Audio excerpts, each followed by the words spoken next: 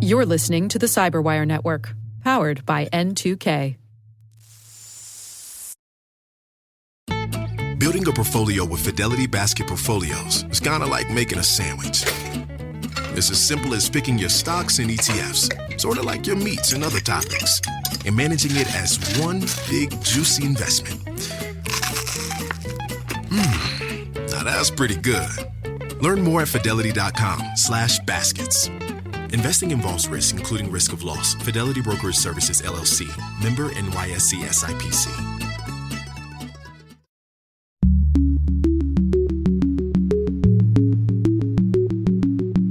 Hello, everyone, and welcome to Caveat, N2K Cyberwire's privacy, surveillance, law, and policy podcast. I'm Dave Bittner, and joining me is my co-host, Ben Yellen from the University of Maryland Center for Health and Homeland Security. Hey there, Ben. Hello, Dave. On today's show, Ben and I are once again joined by our N2K Cyberwire colleague and editor of the Caveat newsletter, Ethan Cook. Ethan, welcome back. Thank you for having me back. Today, we are digging into U.S. cyber policy. While this show covers legal topics and Ben is a lawyer, the views expressed do not constitute legal advice. For official legal advice on any of the topics we cover, please contact your attorney.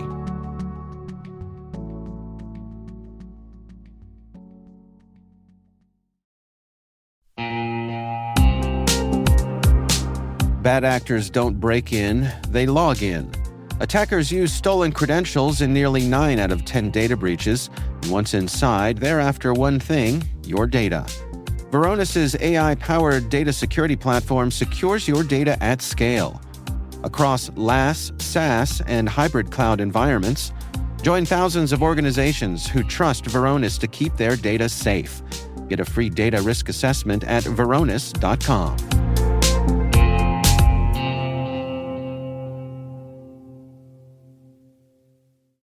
All right, we are back. And Ethan, it is always great to have you join us here with these deep dives into various topics. As for folks who may not be familiar, Ethan heads up our Caveat newsletter, which if you are not yet a subscriber to, I highly recommend you check that out. You can find it on our website. So Ethan, what are we digging into here today? Yeah, so today we're going to be jumping into the deep end with U.S. cybersecurity policy and talking about it from both an international level and a domestic level. Well, let's start at the top here. Can we look at a little history? I mean, how would you describe the traditional role that the U.S. federal government has played in cyber policy over the past, few decades? Yeah, I would say, especially, post World War II in any capacity, the U.S. has kind of paved the way, and cyber is no different, and at both an international level and, federally from a domestic level. There has been a constant, maybe force is the right word, of pushing and motivating both international actors to, co-op and be a part of intelligence sharing efforts, to be a part of, major cooperation efforts, bilateral agreements, as well as from a domestic effort. You have major agencies that have emerged not just in the past 40 years, but in the past 10 years, with CISA being formed under the first Trump administration, and that has been, since its formation, a driving force of cybersecurity within the U.S. The NSA has played a huge part. Homeland Security, since its formation, has been a huge motivator as well. So I would say, from a high-level view, just kind of looking out, the federal government has been a major driver at all levels, and through a variety of programs, some of which have been through private-public partnerships, and some of them have been through bilateral agreements.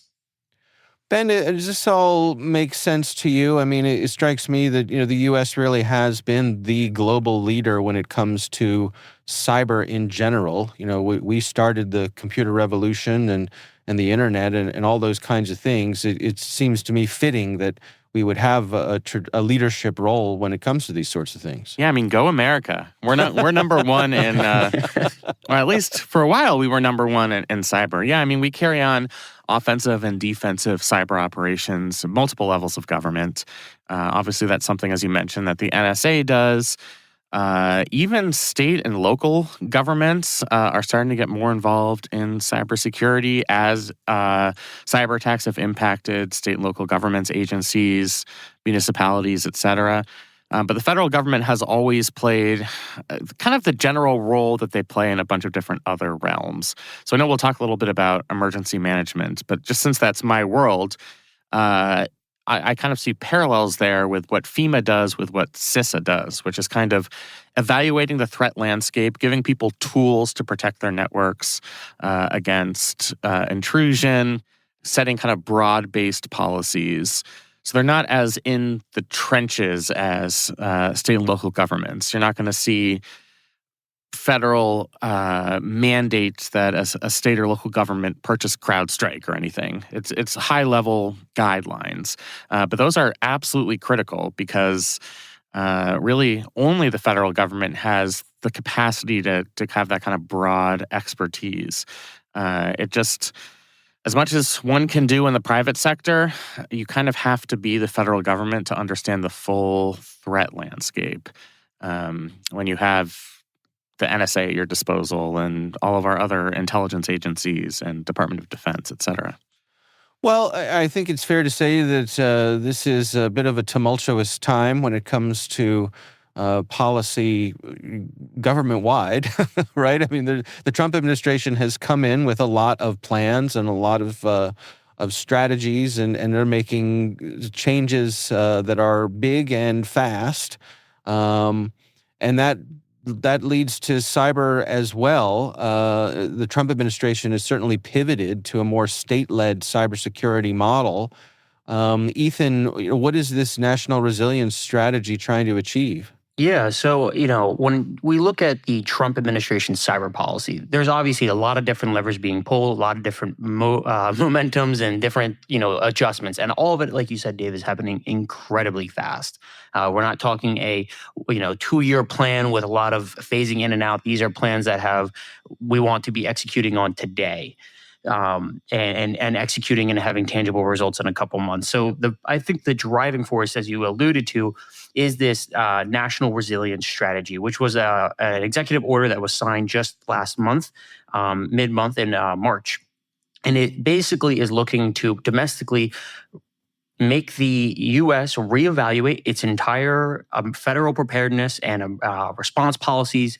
How are we responding? And how can we remove the federal government's footprint in that and give that to states instead? In fact, when he signed it, Trump was very explicit that the goal was to empower state, local, and individual preparators and to make sure that they can respond quickly and fastly to threats that are relevant to them rather than being bogged down by federal bureaucracy.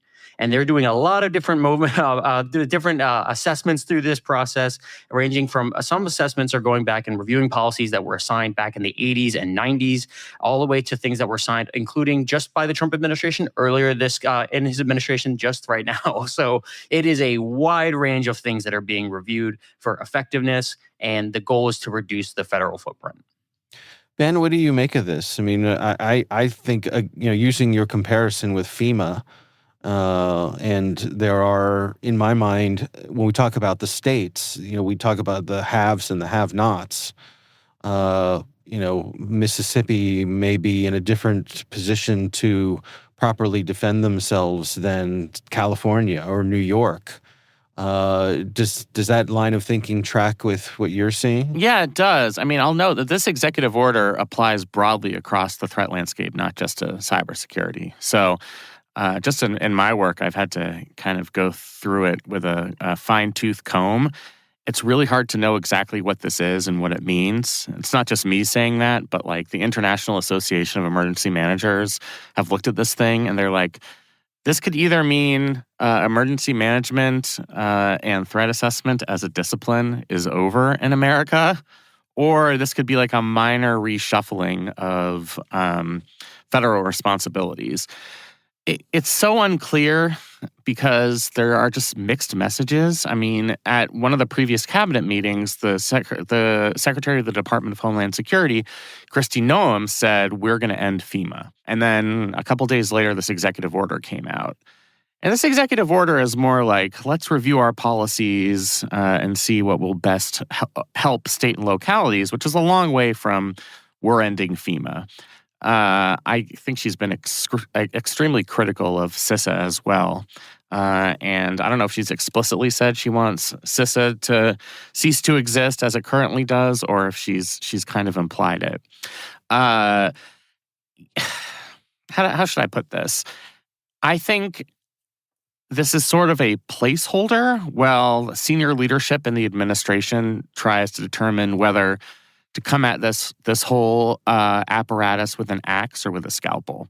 Are we going to really devolve these functions to state and local governments, or are we going to do what we've done in other areas of policy where, say, block grants are sent to states? So the funding remains constant, but states have more flexibility in how they encounter threats. I'm sure some states would still make out worse under that type of arrangement if the states just don't have that same level of institutional expertise. But I think most states would be fine if that were the case. The other option, which just given what we've seen with Doge and everything else, is they just gut the whole enterprise. And the federal government ceases to provide these types of risk resilience assessments. They just don't perform emergency management preparedness functions. They stop the spigot of grant money to state and local governments, academic institutions, et cetera. So I don't know where this is going to end, but I think it's just a completely... It's a story that we're going to have to follow closely because this could reorient not just cybersecurity, but security in general across the United States. Yeah, and I think there... Oh, sorry. Go ahead, Ethan. Go ahead, please. I think there's to the point about the scalpel and the axe that you made, Ben. I think it may not be one or the other, but both simultaneously. Where you have some aspects of the administration saying, with the strategy, let's review, let's take a step back. And you have other aspects that are actively, like Doge, cutting major workforce already. I mean, we just saw this week that CISA is already being prepared to gut itself, essentially. Right, 1,300 people. Exactly, and that's a substantial force, and that's just not even just the people working there, but also contractors being cut as well. And I think that, to me, is that more that axe approach, where we're just going to remove a third of the agency or a fourth of the agency overnight. And there's not a lot of preparedness that you can do to account for that effectively. That's the thing. I'm sorry. No, go. I mean, that's the thing that's happened in other agencies. Is like there is a way to do this. You have Congress get involved. You transfer responsibilities from one agency to another. You do it with a lot of lead time so that state and local governments have time to adjust. I mean, they've already gone through their budgeting cycles for the most part. And states are going to want to, if the federal government isn't going to provide any help in the form of grants to protect cybersecurity and all other forms of security, states are going to want to invest some of their own money, but they just haven't budgeted for it. So it just creates this kind of chaos, but that's what we've seen throughout the federal government, where somebody working for Doge goes in and presses buttons. There's a large reduction in force and really no plan, no continuity plan for the functions that those agencies have undertaken. Well, let's shift to the global situation here. I mean, we're seeing the Trump administration refocus priorities, detethering ourselves from our allies. Is that a fair way to say it, Ethan? Yeah, I would say so. I would say it's a detethering and retethering simultaneously. And I think part of that is the administration's clear pivot to focus on Asia. And that is resulting in the U.S.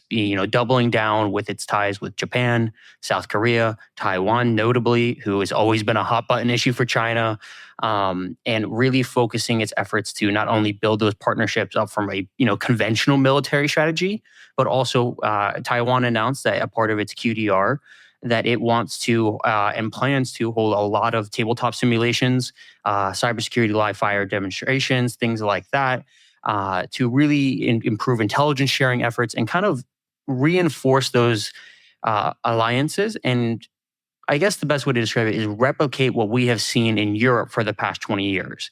And then the process of doing that, the Trump administration is removing those same ties that it's had with Europe, whether that be through questioning the Five Eyes, which has been a long-standing traditional Western intelligence sharing alliance, or outright downplaying Russia's cyber aggression at major conferences. And let's just be clear about what's going on in Europe. I think this anecdote says it all. They're telling European diplomats that when they go in the United States, they should be using burner phones. Previously, they did that for diplomats that went to Russia and China.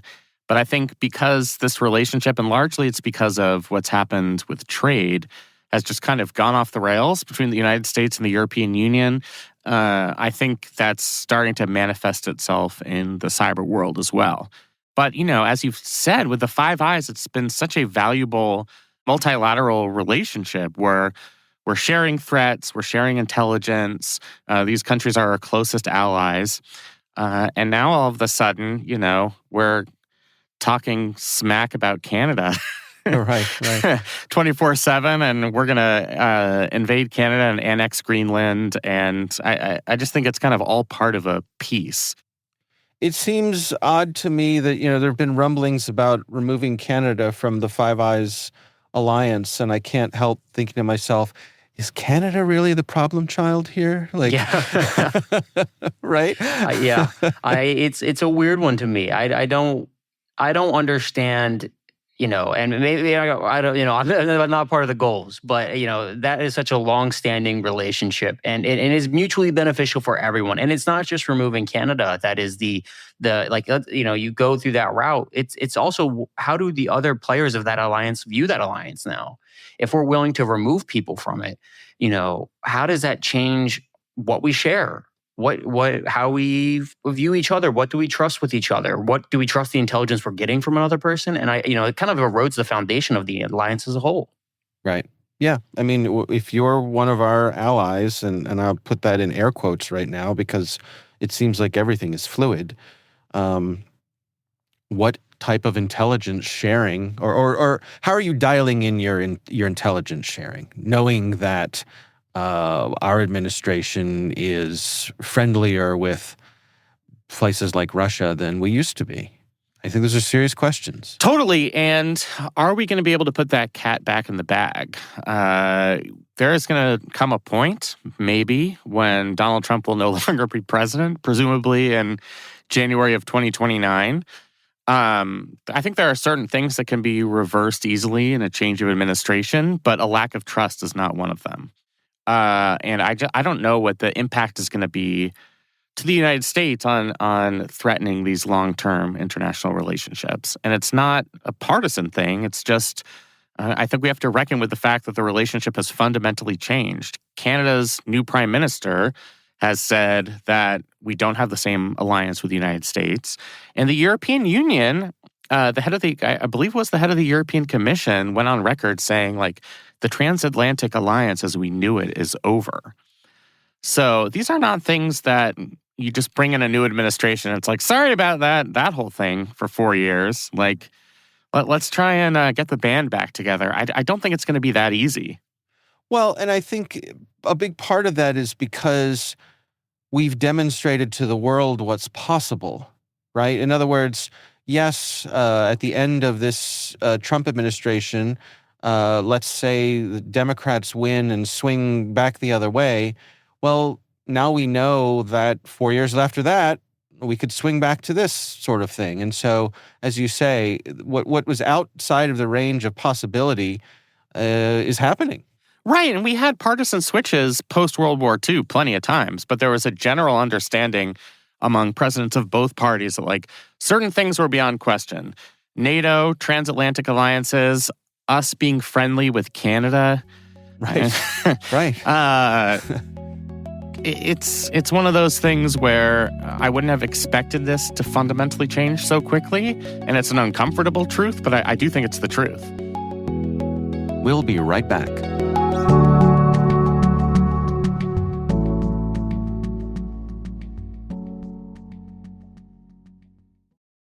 This episode is brought to you by the Toyota Grand Highlander. From daily routines to life-changing adventures, the Toyota Grand Highlander is spacious, powerful, and ready to take on life's grand challenges. Advanced safety features and innovative technology give you confidence for whatever life throws at you. And it's available in a hybrid Nightshade Special Edition, which includes sophisticated gloss black exterior accents and 20-inch black alloy wheels. Learn more at toyota.com/Grand Highlander.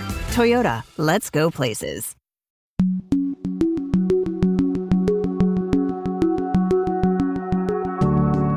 Ethan, what do you think the biggest risks are that you see emerging from this realignment in cyber policy, both domestically and internationally?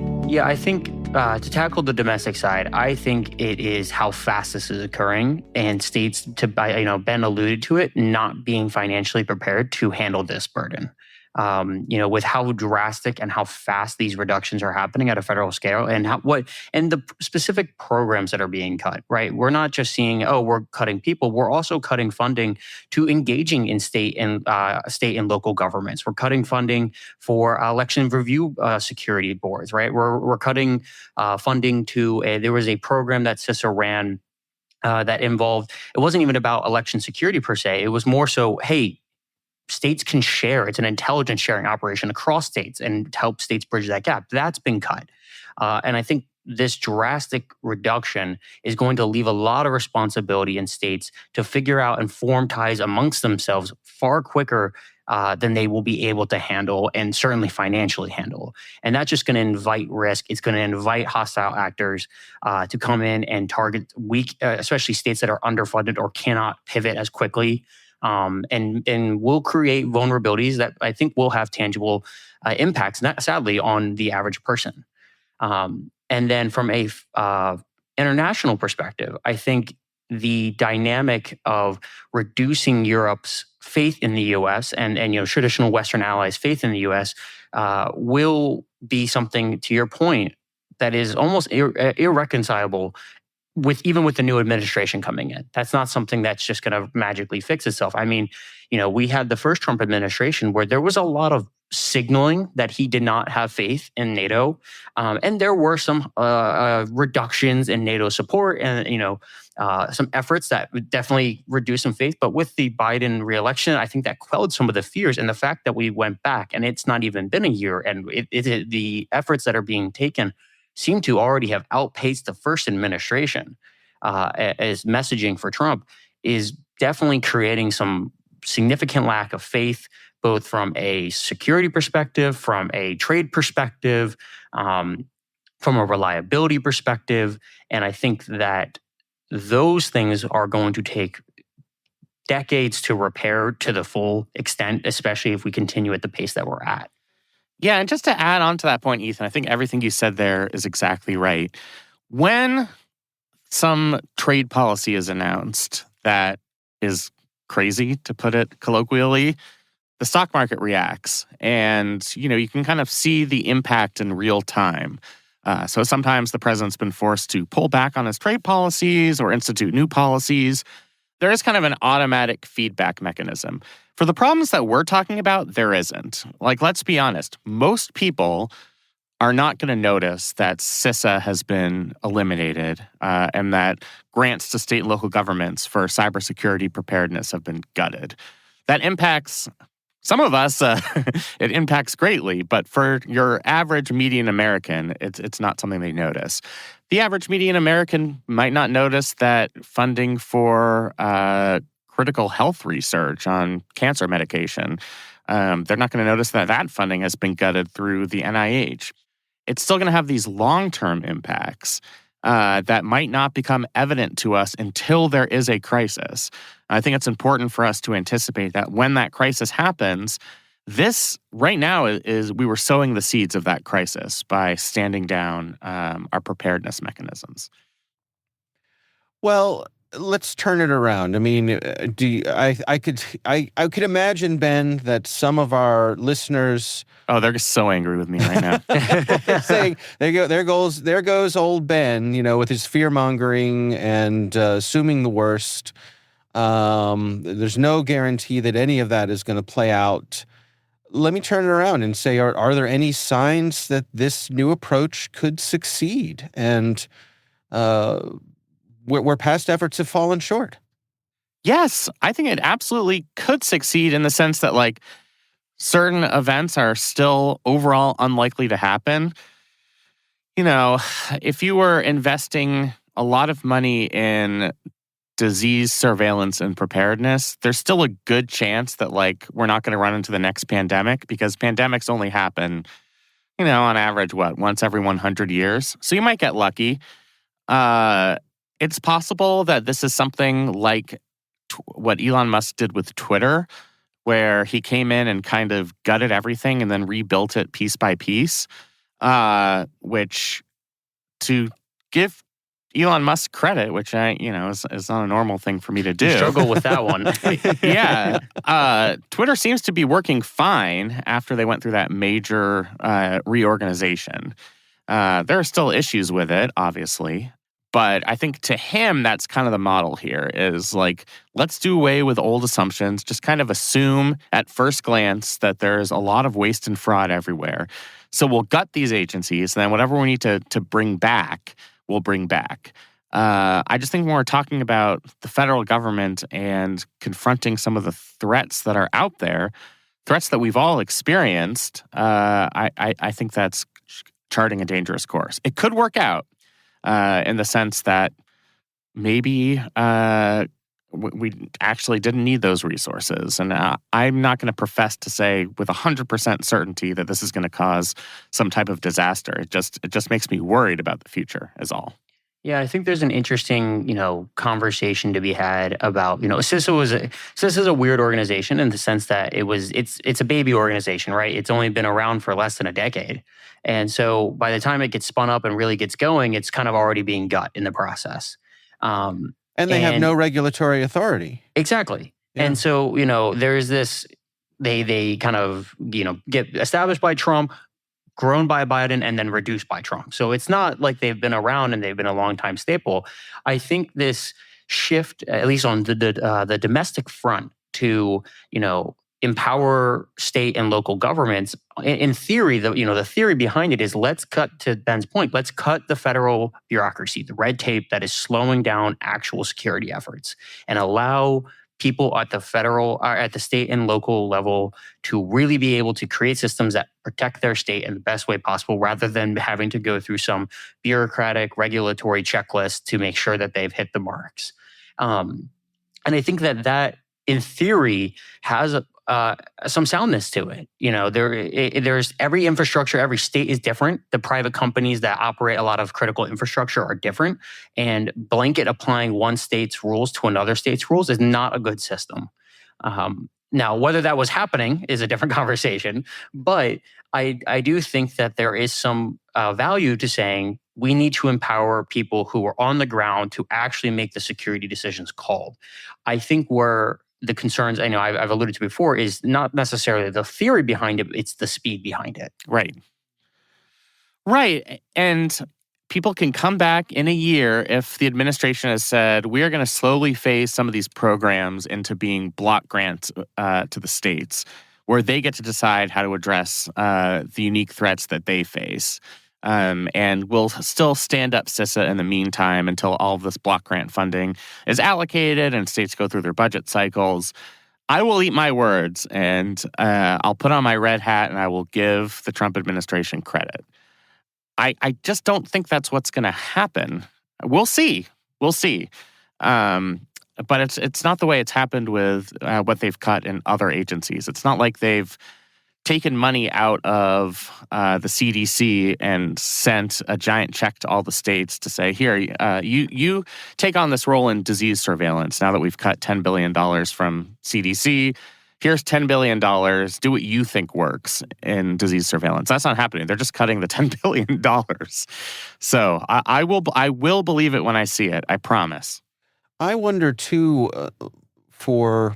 we talked about how will individual citizens notice these changes.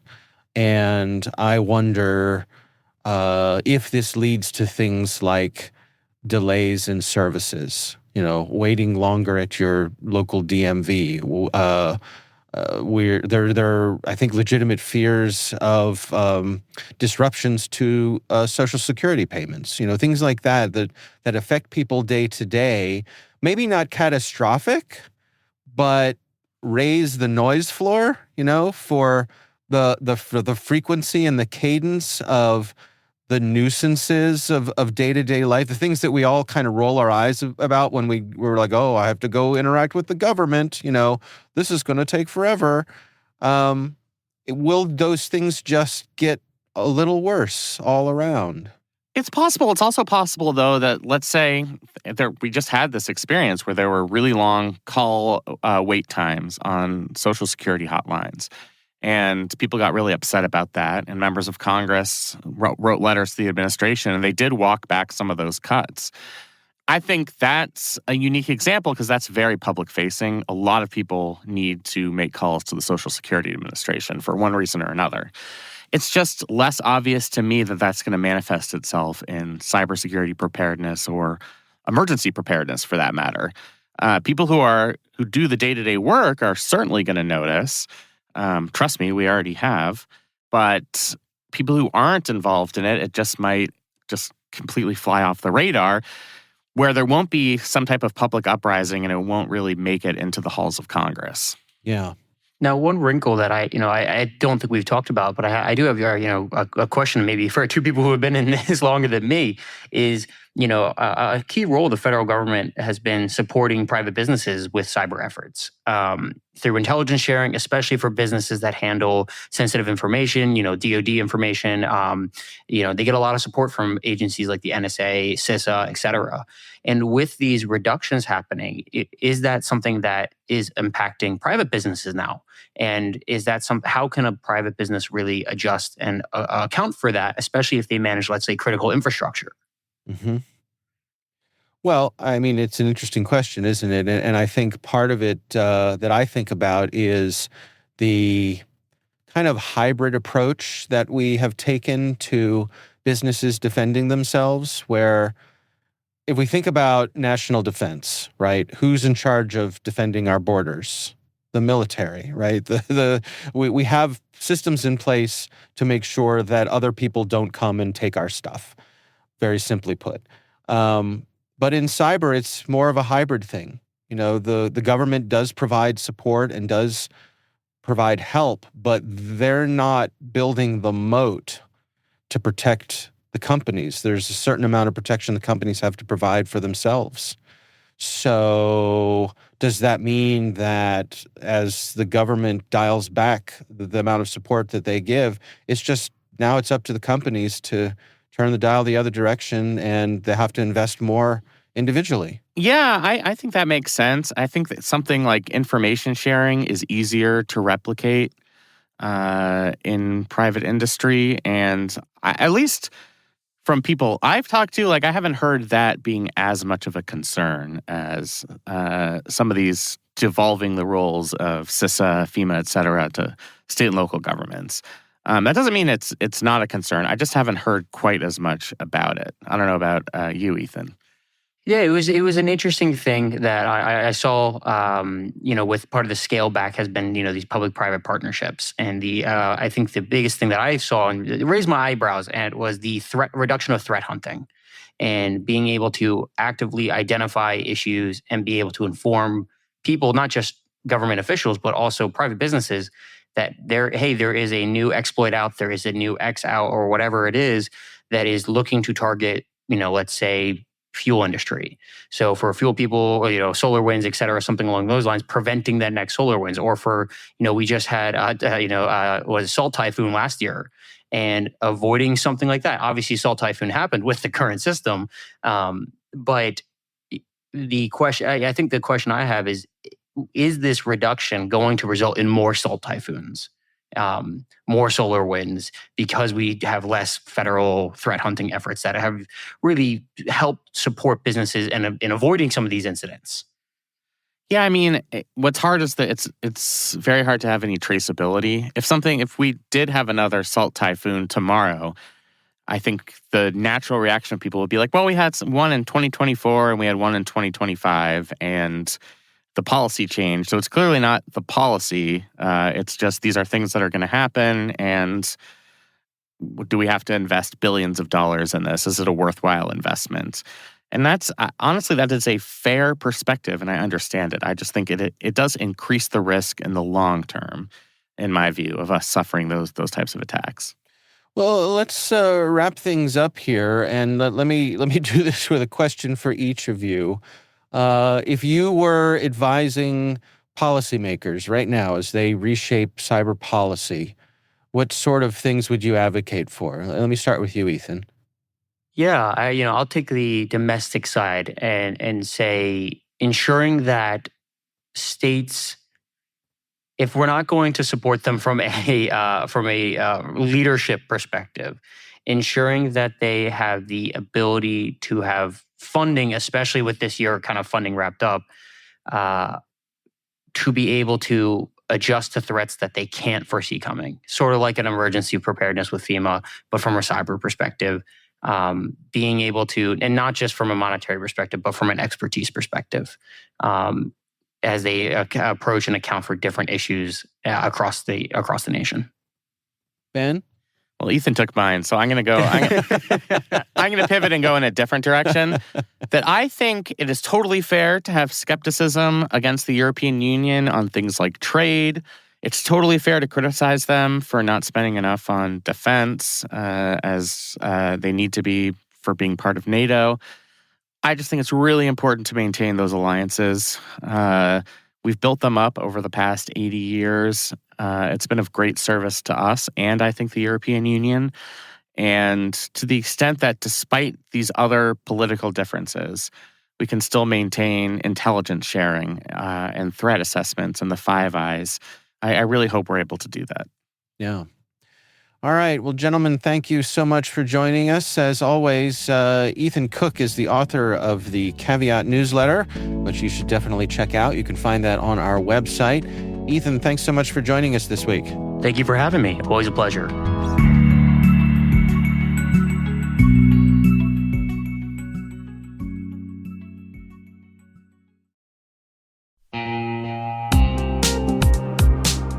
Cyber threats are evolving every second, and staying ahead is more than just a challenge, it's a necessity.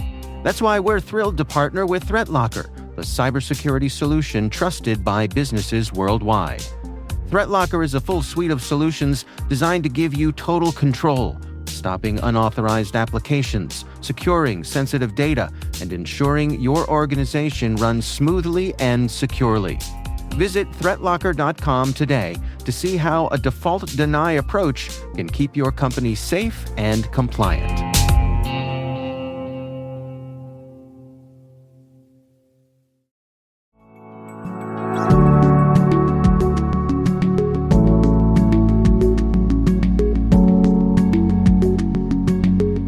And that is Caveat, brought to you by N2K Cyberwire. We'd love to know what you think of this podcast. Your feedback ensures we deliver the insights that keep you a step ahead in the rapidly changing world of cybersecurity. If you like our show, please share a rating and review in your favorite podcast app. Please also fill out the survey in the show notes or send an email to caveat@n2k.com. This episode is produced by Liz Stokes. Our executive producer is Jennifer Eiben. The show is mixed by Trey Hester. Peter Kilpie is our publisher. I'm Dave Bittner. And I'm Ben Yellen. Thanks for listening.